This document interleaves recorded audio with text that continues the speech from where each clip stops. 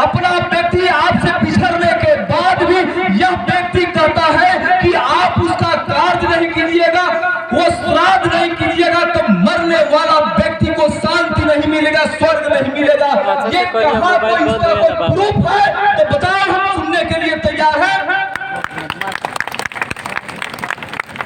लेकिन आज उस चीज को भी हम मानते हैं और फिर भी मानते हुए हम खुद को कहते हैं कि अम्बेडकरवादी। हम सही में अम्बेडकरवादी हैं और आप भी सही में अम्बेडकरवादी हैं। लेकिन ये जो है कुप्रथा है, इसको समझने की जरूरत है, इसे बुझने की जरूरत है, इसे महसूस करने की जरूरत है। और आप हमें, मेरे प्रिय भाई, मेरे अपने भाई,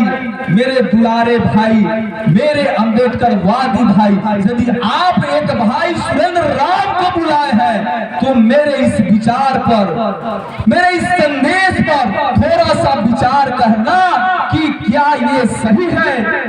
कि उस परिस्थिति में हम लोग उसका श्राद्ध कर्म करने को विवश हो जाते हैं जब हमारे पास पैसे भी नहीं रहते हैं, साहूकार से कर्ज लेकर के, अपने रिश्तेदार संबंध से कर्ज लेकर के हम लोग श्राद्ध कर्म करने को मजबूर हो जाते हैं। बाबा साहब भीमराव अम्बेडकर इस चीज को विरोध किए थे और हमें भी इस चीज को विरोध करने की जरूरत है, तभी हम लोगों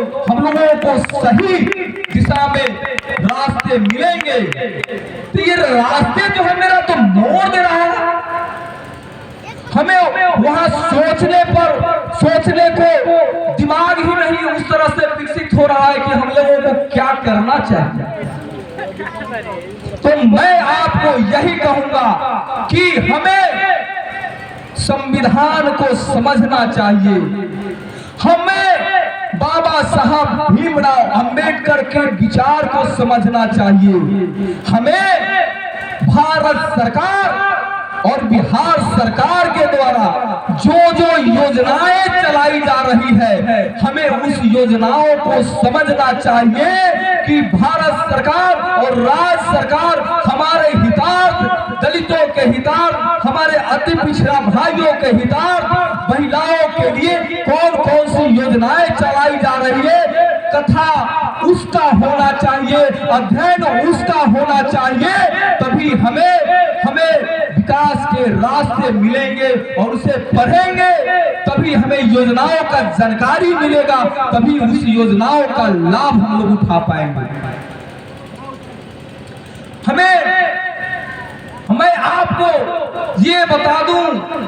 कि हमारे बाबा साहब भीमराव अंबेडकर के विचारों को, हमारे बाबा साहब भीमराव अंबेडकर के लिखे संविधानों को बाबा साहब के बाद इस जमीन पर उतारने का बिहार में कोई कोशिश किया